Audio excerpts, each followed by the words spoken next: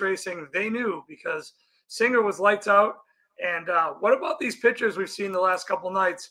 You know, Philly last night, the guy had a 1.48 ERA on the road, touched up for 6 early. Evaldi the night before, Yamamoto the night before, Crochet the night before. And then what do we get? We get Kyle Freeland, who throws 7 1/3 of scoreless baseball. Baseball sometimes makes absolutely no sense. So you just got to kind of, the ebbs and flows and, dive and weave and try to stay out of these crazy situations. But just some weird results the last couple nights. And that is baseball. We know about the crazy stuff that happens, like Shohei Ohtani, 2 on, nobody out. How about lines into a triple play? The exact guy the Dodgers wanted at the dish, and he gets a triple play. But that's them the breaks, especially in the dog days of summer, as you were alluding to. But we're getting hot. Chris, don't look now. I'm 8-1 over my last 3 hardball shows. So hopefully we stay hot and keep it going. Don't want to overthink it. That's sort of been my approach of late. And just a reminder, if you like what you hear on our show, sign up for the newsletter, get exclusive tips, and the free Insider magazine. Sign up for free at bettingweeklystudios.com. Chris mentioned we have some games starting soon, and we have 4 of them. A lot of chalk. White Sox hosting the Tigers. Brewers and their 11 straight wins hosting the Pirates. Royals hosting the Nats. And then also the Cardinals hosting those Rockies, who you mentioned got a great outing from Kyle Freeland to snap their skid, but they're still the Colorado Rockies. So they're going to be big underdogs across the board. Again, those starting at 2:10 Eastern, so 7 minutes from now.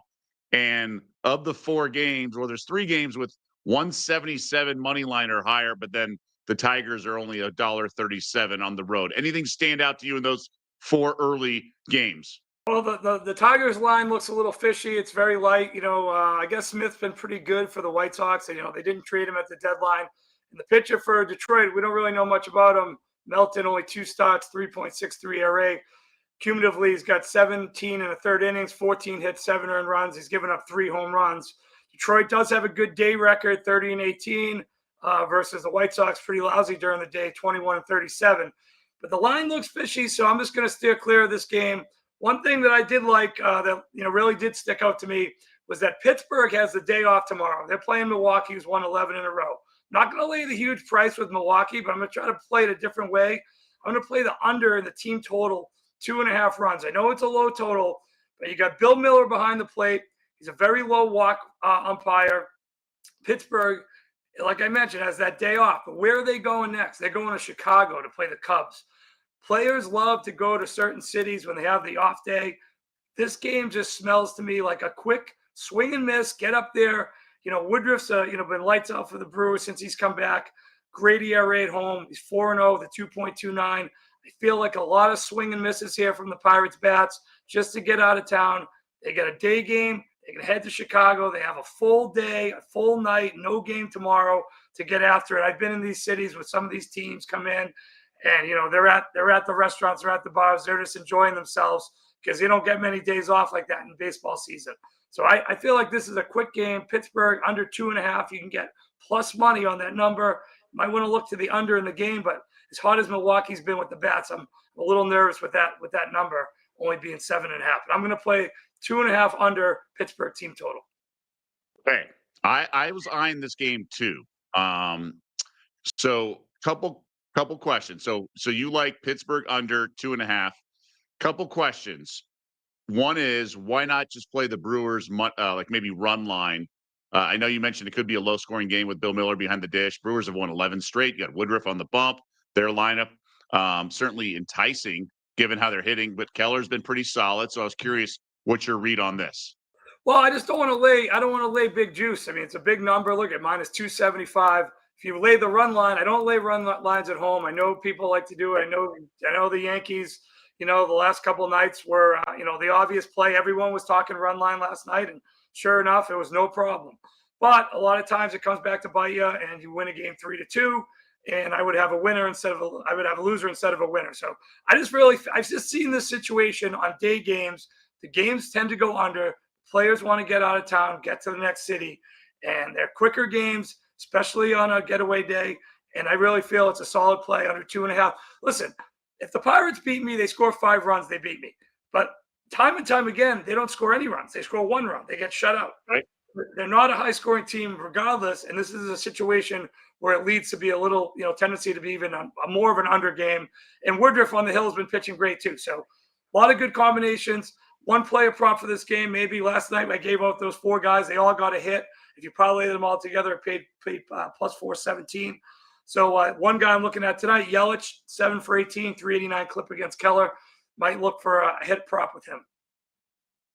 So one of our commenters in the YouTube comment section, Chris, I took Brandon Nimmo over 1.5 because you mentioned you were playing something with him and it hit. Thanks. So good job there with all your heavy lifting with the prep work. I just wanted to flush it out. So you don't like run lines as a home team. The over-under 7. So, doing a run line in a game of 7 is really difficult. So I certainly understand the logic there. And by the way, there's only, I think, 7 games tomorrow. So the Brewers also idle tomorrow. So it's getaway day for both teams. So you like that. We'll lock that in under 2.5 runs, team total for the Pittsburgh Pirates. You're also involved with the Nats and Royals. What do you got here? Yeah, I'm just going to run it back with the Royals. They were good to me last night. It's the same situation. Struggling Nats team, going nowhere, not a good road record. Terrible record during the day. 16-34. It's another fade of the Nationals pitcher, this time with Irvin. He's been rough all year, 8-7, but high ERA, 4.90. Even worse on the road, 6-5, 5.06. He's only faced 3 batters on this Royals team. But I don't think it's going to be a problem. Sometimes this Royals team, they're very streaky like the Reds. They'll win a few in a row. They'll lose a few in a row. But I like Lugo at home, 4-3 with a 2.69. Good sample size versus the Nats hitters, only 9 of 40 with no home runs, 225 average. I know it's a little bit of a hefty price, minus 177, but I'm going to be on the Royals again, mostly as a fade of Irvin and a fade of the Nats during the day. And you get a Royals team 25-23 during the day with one of their better pitchers at home. I know he got roughed up last game against Minnesota, but besides that start, Lugo's been really solid. I'm going to ride with the Royals again. Okay. Certainly understand that logic. I'm tempted to pull the trigger there, but I'm not. So Rockies, Cardinals, they're a few more minutes from now. Rockies with Freeland, snap that skid. You've been eyeing the over in this series. What say you? Yeah, I mean, I just can't get out of my own way in this series. I'm sure we'll go over today when I don't have them. But, how could you like the under, though? I mean, Gomber is 0-6, 6.52 ERA, 5.92 ERA on the road. So it's not like it's just the Coors Field aspect that's, holding him back. He just hasn't been good anywhere. And McGreevy hasn't been good either. He's 5.33 at home. So a couple guys that hit Gomber pretty well. Wilson Contreras, 4 for 8 with 3 home runs. And Mason Wynn also 4 for 8. So 2 guys you might want to look to for a hit prop. Sometimes these things are fun. I put one together yesterday with the 4 guys. They all got 1 hit, which did win. But I put one together with all guys to get 2 hits. It didn't come through, but for $100, I sent you the ticket. It paid like $13,000. So something, you get involved with these things. You find batters that see a pitcher a certain way and hit them well. And you can make some money if you get lucky. It's not out of the realm of possibility for a couple guys who hit a pitcher well to get 2 hits in a game. And some of the numbers with the parlays just pay astronomical. So once in a while you get lucky.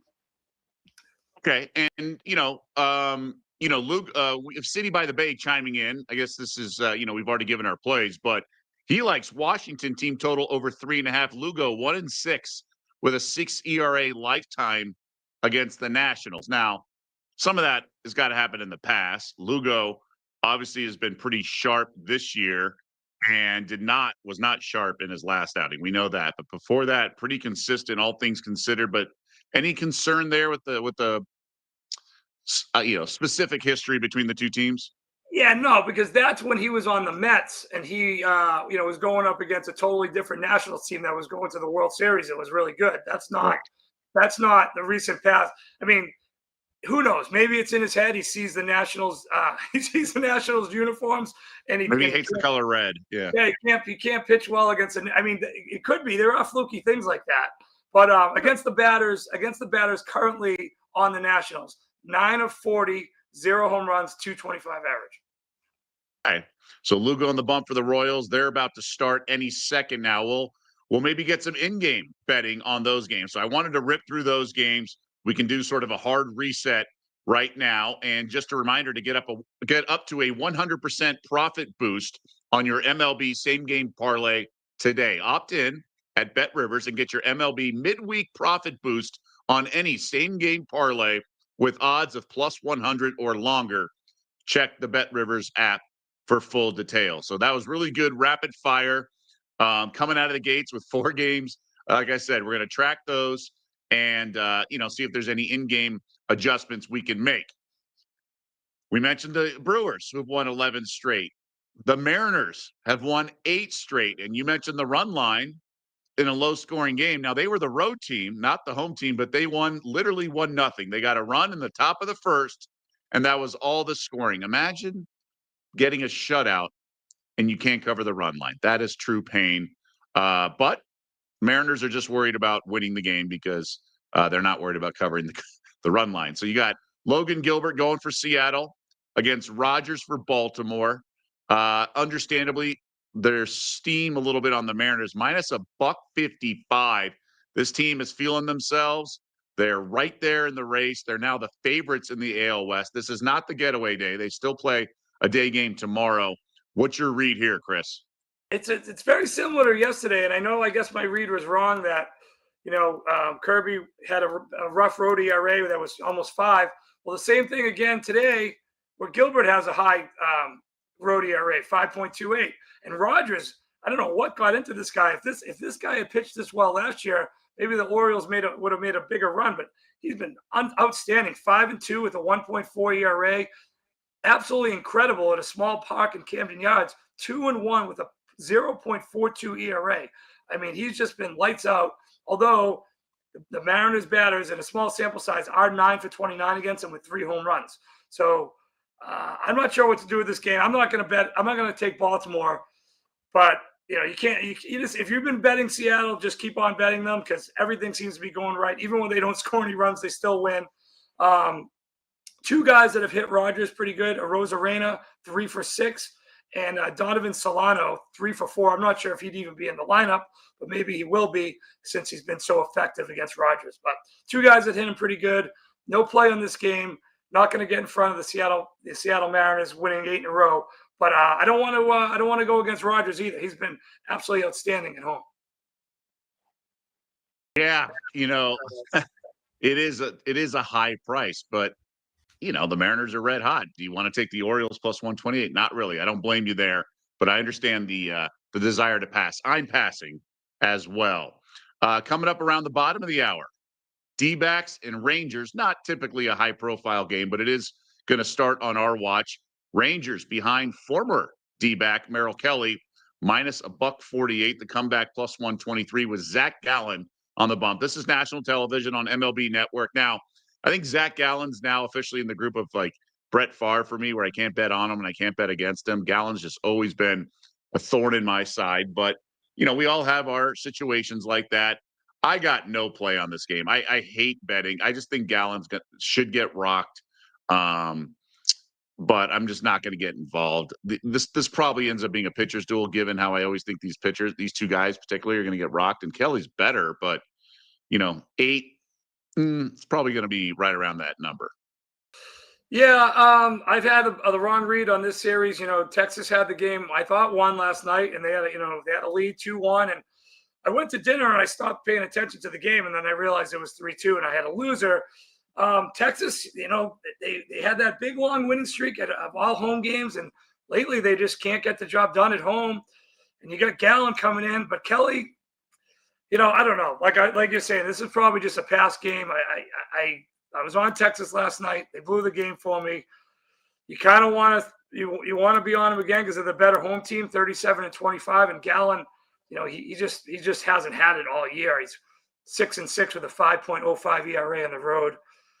But I will say one thing. When we've seen these pitchers, when Paddock went from Minnesota to Detroit and then faced Minnesota, they really lit him up. So are they more familiar? Do they have a better scouting report? Are they able to, just maybe seeing him pitch so many times in the field, they know what he's gonna bring, what he's gonna deliver, what pitch sequence he throws. So maybe it is advantage Arizona. But I'm not gonna pay to find out. I'm just gonna let this one. I'm gonna let this one slide. Right. So, maybe pitching coach changes things too. We shall see. Leadoff single given up by Seth Lugo walks the next batter on 4 straight pitches. So first and second right out of the gates. He does get an out. So the Nats have first and third, 1 out. Pirates have been feeble their first 2, so maybe Woodruff's going to be out of a quick inning first, 2 up, 2 down there. Tigers with a runner on. So we'll keep checking in on things, but I am just curious to see how this Lugo thing unfolds. So we'll see if Merrill Kelly can ratchet it up, and whether it's former team knows his weaknesses, or maybe a new change of scenery will be the difference maker. Giants and Padres this afternoon out in California, and we now have a tie in the National League West. Chris, I think our plus 1,800 for the Padres to win the division looking pretty good right now. You've been cautioning everyone on betting again on the Dodgers, and it's been smart and good warning because the Dodgers on the verge of getting swept here by the Angels.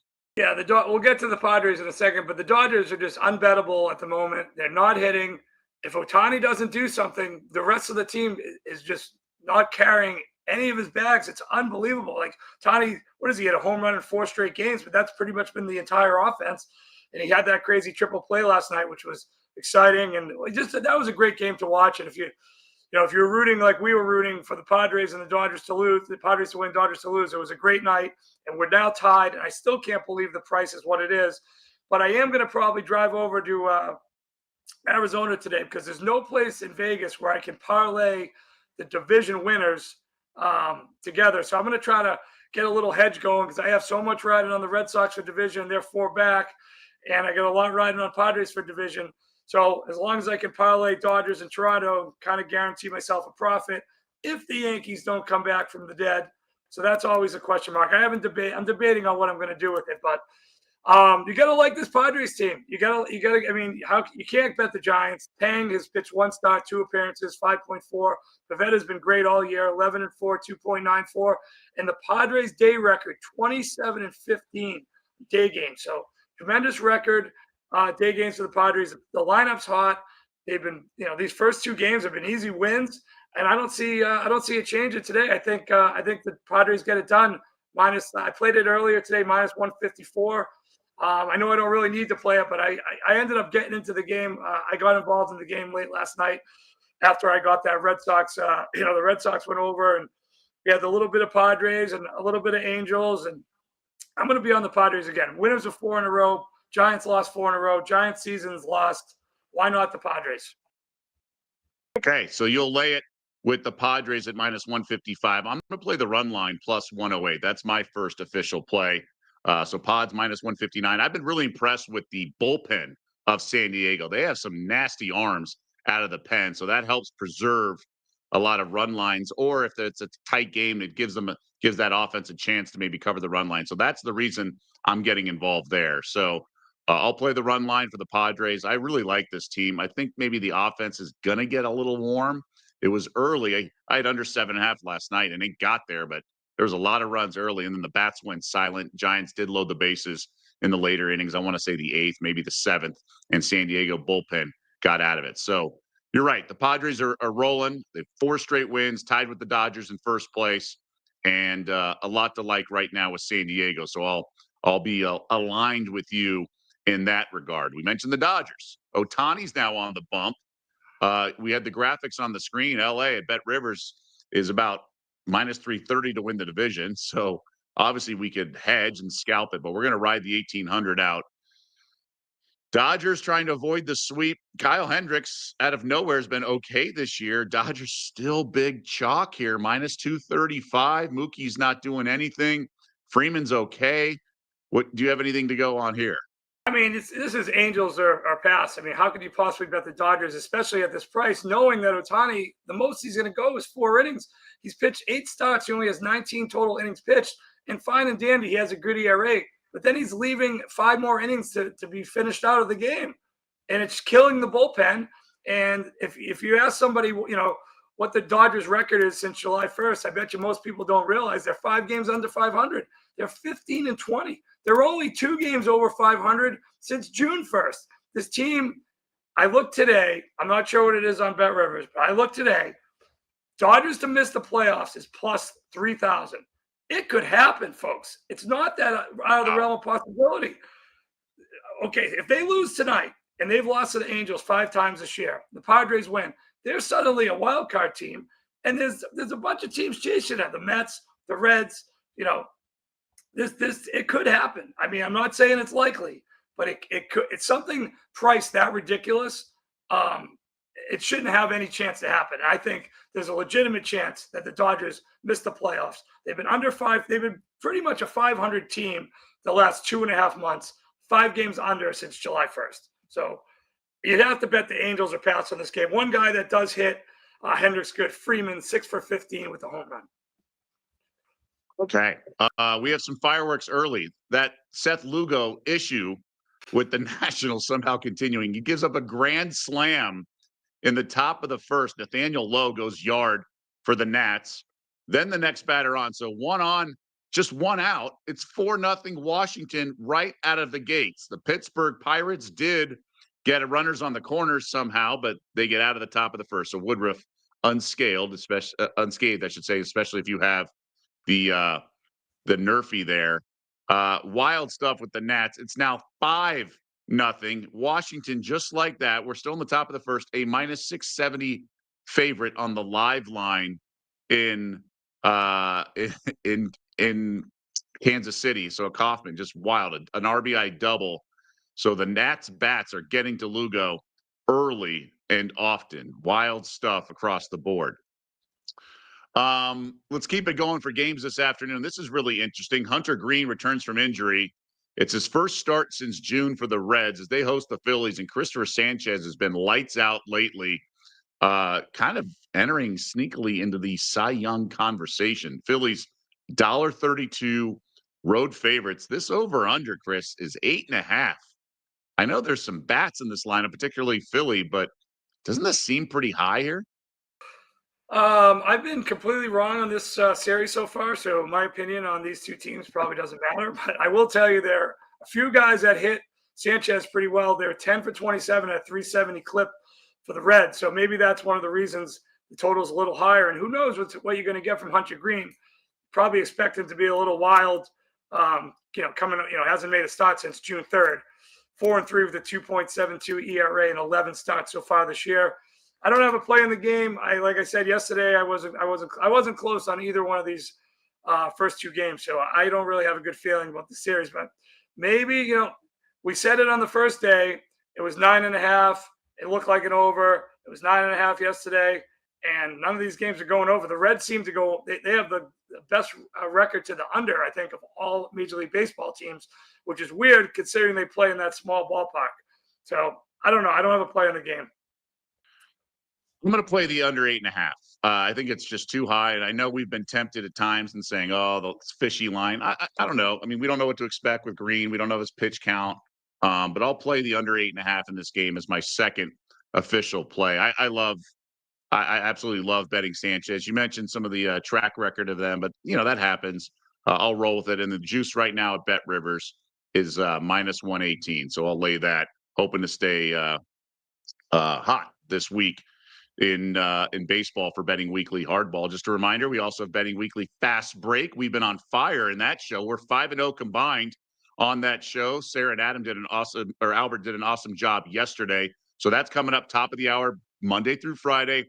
Betting Weekly Hardball. We have 4 games in the WNBA tonight. Wes Reynolds will join me tonight. So we'll have hopefully another successful show as we break down a lot of games going on. We're inside of a month to go in the regular season. So please join us top of the hour for that game. Let's go back to the American League where the Yankees host the Twins. Chris, the head-to-head over the last decade is now 43-16 in favor of New York. The youngster Schlittler goes for the Bronx Bombers. Joe Ryan goes for the Twins, who's surprisingly still on Minnesota, did not get traded at the deadline. So Yanks minus $1.48 over under 8.5. To be fair, it's Twins are past, but I can't get involved just given the head-to-head history over the last decade. Yeah, this is pretty much Minnesota's best chance to beat the Yankees. They got their best pitcher on the hill, Schlittler, 5 starts, 4.38 ERA. We know he throws hard, but a lot of walks, 12 earned runs in 24 innings. So he's very wild. I could definitely see Minnesota, getting the early lead and Ryan just kind of shutting the Yankees down. But the Yankees have been hot. Maybe it's just, maybe it's just because they're playing the Twins. They did get that final game of the Houston series, but they have won 3 in a row. And I just, I'm not gonna take the Yankees at the big number because I don't really respect Schlittler that much, especially against Ryan. But like you said, how are you gonna bet the Twins against this Yankees team when they never win? So and they don't have much of a lineup either. So I'm gonna pass on the game. I'm gonna root for the Twins, but I'm not gonna play the game. It's getaway day for both team. Twins host the Tigers tomorrow. So they have another series beginning tomorrow. Well, for what that's worth. But like you mentioned, Joe Ryan's the one guy you would bet on in this situation. I'm still thinking about it. There's no way I can lay it with Schlittler, but the 43-16 is, it's, how do you justify a head-to-head record from 5 years ago factoring into this? It's one thing if a team always struggles at a certain venue, maybe it's the travel, the actual venue, who knows? But just head-to-head between two teams that aren't in the same division, it's strange, but it's enough to give me pause for sure. We have an interleague game that I think is fascinating. Blue Jays host the Cubs. We know Toronto's in first place. Chicago was until the Brewers became scorching hot. Horton's going for Chicago against Gossman. Horton has been absolutely lights out. 4 straight starts, not allowing a single run. And he's an underdog here. Don't you have to play Cubbies here? Or is that lineup in Toronto and the road component too much? No, I think the line, even last night's game, I thought it was priced a little fishy, and it looked like the Cubs were the right side, and they had a bunch of base runners on, but they just couldn't get anyone across early. And the Jays just won another game. It's like the Jays and the Brewers never lose. But to your point, Horton has been great of late, although he has struggled on the road. 5.19 ERA on the road. Hasn't faced any of the Jays hitters. Gausman, he's just basically the average pitcher in Major League Baseball. 3.85, 8-8. But the Blue Jays home record's super solid, 39-19. I don't have a play in the game. One guy that hits Gausman pretty good is Kyle Tucker, 4 for 9. And Gausman is the batters on the Cubs, 305, 25 of 82 with 2 home runs against Gausman. So maybe the Cubs are the right side, especially as well as Horton's been pitching. So for me, I would play it under 8.5, if anything. But Cubs do feel like the only playable side. You mentioned the road struggles, but those 4 starts, one of them was on the road. It was at the White Sox, but still, Horton may have turned things around. So Cade Horton's been on fire. A couple Nerfies do cash, so that's exciting news for anyone who bet it. That Nerfie cashes in the Tigers, White Sox, so they're in the second inning. Same with Pirates, Brewers, so they're headed to the top of the second. Maybe that big strike zone factoring in. The Nationals 5-0, but the Royals aren't going to go away quietly. They have the leadoff runner on, so maybe we're going to be in for a wild game. But now it is nice to recognize City by the Bay, who bet the Nationals team total over 3.5. He got it with one swing of the bat and that grand slam. And the Rockies and Cardinals are underway. No score, 2 outs in the bottom of the first. So good job by City by the Bay. Gave us a winner right out of the gates, and it cashes 20 minutes later. So well done there in that regard. Other games that have our eye. The New York Mets. This game on national television, later on FS1. Peterson's on the bump as they host the Braves. Carrasco going for Atlanta. I got no read here. Braves have played better of late. They're no longer a complete disaster, and plus 175 is enticing, but I like Peterson typically. I just don't want to back this Mets team, who I think is obviously super shaky of late. I'm going to go with the Mets tonight. Carrasco is, I'm not even sure why he's still pitching. 8 starts, 6.18. Last time out, 6 hits, 6 earned runs, 5 2/3 innings versus a light hitting Miami team. I also want to play this game a couple different ways. I like the Mets to score first. I know they're the home team, so they're not getting up first. But you can get minus 120. And my reasoning is Peterson in his 14 home starts, 13 of them he is yet to give up a run. So he's only given up one run. It was 3 starts back for Cincinnati. He gave up 1 run in the first. The other 14 home starts, no runs in the first inning. So I think it's a creative way to get the Mets at cheaper juice to score first. I kind of like him in the first 5, minus 155, minus a half a run. You got to lay a big number for the game because I think the Mets, after last night, finally getting going. Alonso has the 2 home runs, becomes the Mets all-time leader. This team is really good at home. They hit a little rough patch, but I think they're going to ramp it up again. Peterson's been their best pitcher at home, 5-1 with a 2.33 ERA. Opponents batting only 200 against them, 39-21. The Mets are at home. I like the Mets tonight. I like them to score first and get creative because I think Peterson will hold down Atlanta in the first, and then they should be able to get to Carrasco in the bottom of the first. Yeah, no, it's a good angle. I've sometimes split it up and done Nerfy and then Mets score first to give you, so you basically, that top of the first matters so much. Sometimes I've played around a little bit with that. It really depends on the teams and the pitchers involved, but I like how you broke it down for sure. Explaining some of the logic in that regard. Hey, it's also soccer season just around the corner. In case you missed it, go check out the new show for that dropped last week ahead of the EPL opener, and also released this morning, Betting Weekly Game Bet Match. Nigel Seeley and Sean Calvert preview this afternoon's round of 16 matches in ATP Cincinnati, including Alcaraz against Luca Nardi. So go check it out. Obviously, they know their stuff. Great breakdowns in the newsletter as well. So a lot of good content throughout all the platforms under the Betting Weekly umbrella. Get back to baseball. So you like the Mets to score first, currently minus 121 at Bet Rivers. And your Boston Red Sox, behind a strong performance from former Dodger Dustin May. They have another former Dodger on the bump tonight, Walker Buehler, who got into it with an umpire in his last game. Both starters faced these guys 10 days ago. It's Hunter Brown going for Houston.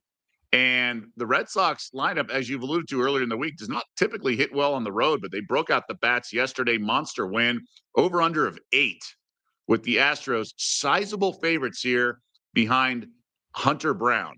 Yeah, it was interesting. Last, like 10 days ago, Hunter Brown came to Fenway, pitched great, 7 innings, only gave up 1 run, but the Astros lost that game. And then Buehler didn't pitch that great. And the Red Sox swept the series. But Buehler didn't pitch that great against Houston, but still the Red Sox managed to get the win. So the Red Sox have, except for that one game where they, you figure Crochet's going to get the job done. They lose by 1. They've kind of had the Astros number 4 of the last 5. I would be Red Sox or pass.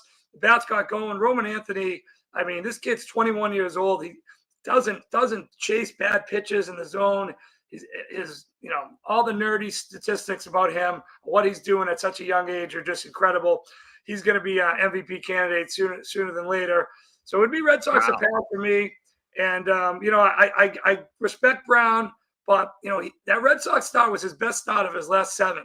And over the last month and a half, he hasn't been as sharp as he's been in the beginning of the season. So I think Red Sox seeing him twice, they might, the way the bats have been going the last couple of days, I think they might put up a few runs against him. I would maybe lean over too. I don't have a play in the game.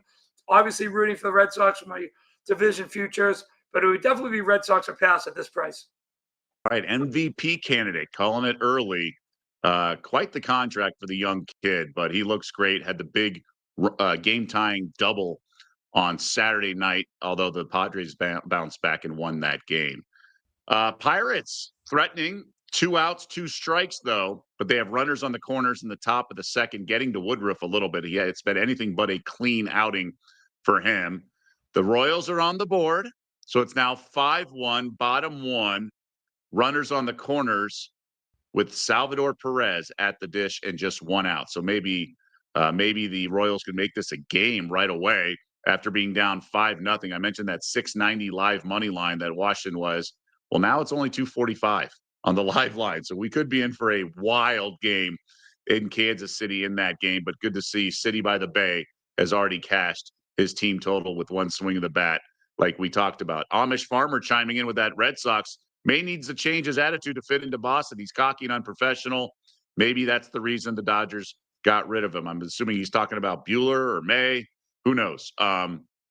But Bueller was certainly fired up in that game where he was getting squeezed by the umps.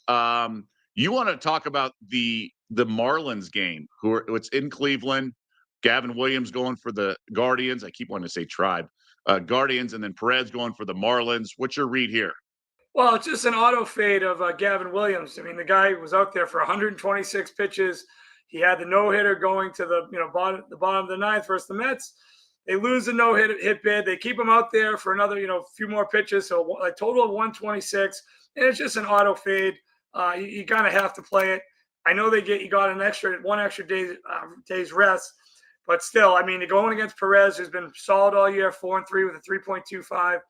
I think just based on the fact the emotions of Blue on the no-hitter, 126 pitches, I think it's a great spot to get an underdog price against a pitcher who's probably not going to go deep in the game, probably is going to have a lot of regression from that no-hit opportunity. And you just got to take the Marlins out of principle. Plus 117, 118 I saw this morning. That's one of my plays. Okay, so plus 114 right now at Bet Rivers. I agree. I've always liked to fade those guys. Guardians in the playoff mix. Marlins still lurking in the wild card race, but it's interesting across the board. And I do like that sort of thought process and good rule of thumb when trying to fade a pitcher who's coming off the no-hit bid and 120 pitches. It's so rare you see that in that regard. Now, Woodruff, I want to update, has not given up a run, but he's given up 4 base runners in 2 innings. But we're headed to the bottom of the second, still scoreless in Milwaukee. We're through 2 in Chicago. White Sox and Tigers also scoreless as well. Rockies and Cardinals, top second, still scoreless as well. And the Salvador Perez got out. I don't know if he struck out or whatnot. So we have 2 outs now in Kansas City, still 5-1.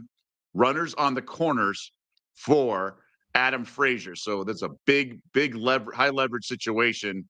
If the pitcher can get out of it, only giving up that 1 run, Perez is usually a guy who comes up and delivers in those situations. So we definitely covered a lot of games, Chris. Anything we left out? Any home run props? Anything along you're seeing that we didn't touch on? No, I like the fact that the one late game is the A's Rays. Just the Rays have been just on this ridiculously long road trip. They still don't get to go home after this game. They still got to go to San Francisco. So, it's obviously close by, but that's just another one where if you're up late, you probably it has to be A's or pass. No, there wasn't as many hitter props today that were going on. A few of them in the early game, so we kind of missed them. But yeah, nothing else on the agenda. Hopefully we get a little comeback with the Royals here. And there's one thing you can always rely on, and that's the Washington Nationals bullpen to be completely horrific. There's a reason they're 30th in baseball ERA, bullpen ERA. No game is ever safe. So, if they can chip away, cut it to 5-3 by the 5th inning, I wouldn't be as worried as being down 5-0 in the first. And hey, the Pirates can get guys on, but there's a reason why the Pirates average about 3 runs a game, because they don't score. They don't score. So hopefully that continues. Hopefully they don't score, and hopefully the Royals get back into it. Yeah, your team total's certainly in a good spot after 2 innings not having scored. It's International Left-Handers Day for what it's worth. So maybe you guys want to put a fun parlay together with some lefty starters or things like that. The old southpaws, if you will. All right, that's going to do it for us, Chris. Appreciate the insight. 3 straight days, like I said. Maybe we'll see each other in person, given that we're both located in Las Vegas right now. And as I mentioned earlier, we are red hot on Betting Weekly Fast Break. That's top of the hour. We're 5-0 on the show. We have 4 games, 5-0 this week, that is. 4 games tonight in the W. Wes Reynolds is going to join me. We'll have breakdowns of some interesting handicapping spots. So for Chris Macero and everyone else behind the scenes who does such a wonderful job and truly the heavy lifting, producing, research, graphics, directing, I'm Doug Kezirian. Good luck with your wagers, and we'll see you back here tomorrow.